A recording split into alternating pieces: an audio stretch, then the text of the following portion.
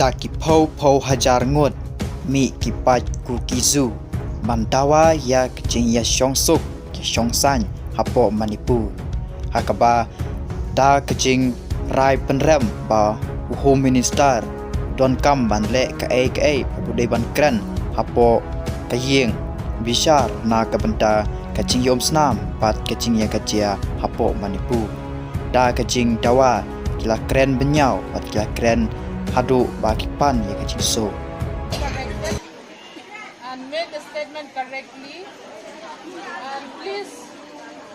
bring solution. And we are expecting that 17 of those talks would bring peace for the people of Bat kene kecing dawa jongki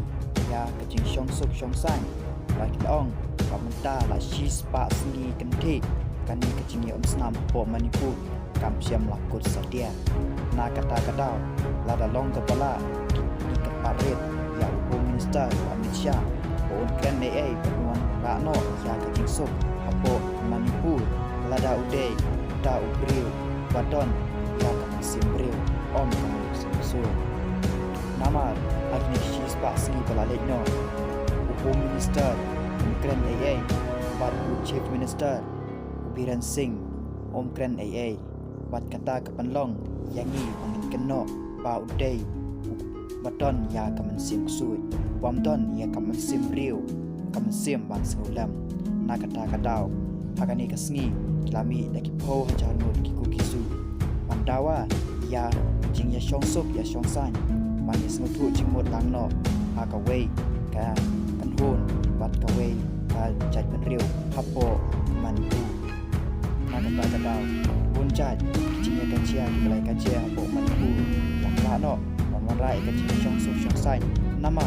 kelas senungnya pasnetai mat buka kipriu katu mulai kecong kecil matang na kadau kini kecil menerkam mat lawan ra kecil syat dengan krau nen kesini hapo manipu bat kata kadau ilawa ya kecil syongsuk syongsai hapo manipu. I on behalf of the two women groups.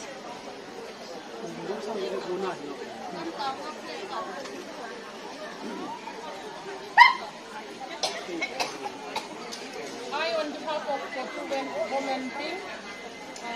strongly condemn the statement that Home Minister Amit Shah had